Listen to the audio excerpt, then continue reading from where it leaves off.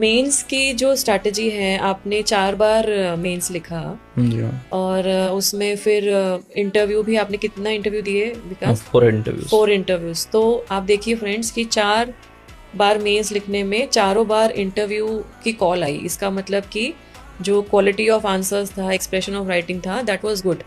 तो मेंस के लिए आप क्या बोलना चाहेंगे एस्पिरेंट्स को, किन बातों का वो ध्यान रखें? Ma'am when it comes to mains, मेरा एक सिंपल फंडा मैं फॉलो करता था कि राइट हाईली अटैकिंग आंसर्स। ये पहले जो मेंस था उसमें मैंने थोड़ा सा ऑप्शनल में गड़बड़ कर लिया था कि मैंने अटैकिंग आंसर्स नहीं लिखे थे, बट जीएस में मैंने हाईली अटैकिंग आंसर्स लिखे थे। बट उस अटेम्प्ट में मैंने अपना गेम मोर ऑफ ऑप्शनल पे खेला था कि I score a good marks and optional. GS में मेरा एवरेज भी आएगा तो that will take care of it. But surprisingly GS में I got a good score 425 marks और मिनिमल मेरी मेहनत थी उसमें। बट ऑप्शनल में आई गॉट ओनली 216 मार्क्स। तो ऑप्शनल ने उस टाइम मेरा सिलेक्शन रोक दिया था। विकास, इसको कैसे हम डिस्क्राइब करेंगे, क्योंकि ये क्यूरियस होंगे स्टूडेंट्स इसको समझने में। हाईली अटैकिंग आंसर्स का क्या मीनिंग, मतलब कैसे आप इसको इलैबोरेट करना चाहोगे? इलेबोरेट इन द सेंस कि अगर आपको क्वेश्चन आता है प्रेसिडेंट पे, तो आप प्रेसिडेंट में जीएस2 में आंसर लिखोगे तो डू राइट एन आर्टिकल। जैसे वाइस प्रेसिडेंट के इलेक्शन पे क्वेश्चन आया था, आई थिंक पिछली बार आया था, तो उसमें आप आर्टिकल मेंशन कर दो, या फिर कुछ रिसेंट में कुछ हुआ है तो वो मेंशन कर दो।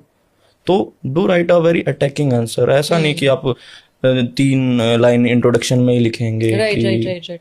थोड़ा क्रिस्प होना चाहिए, क्लियर होना चाहिए, और एग्जामिनर को ये लगना चाहिए कि भाई जो कैंडिडेट है, जो बच्चा एस्पिरेंट है जो लिख रहा है, उसको फोकस पता है। ऐसा कि अगर आप करंट अफेयर की कुछ हैपनिंग रिसेंट की इंट्रोडक्शन में लिख रहे हैं and do link it to the question asked. ऐसा नहीं कि एग्जामिनर चेक कर रहा है तो एग्जामिनर को सोचना पड़ रहा है कि किस कॉन्टेक्स्ट में इसमें लिखा है। एंड दूसरा used to rely on enrichment.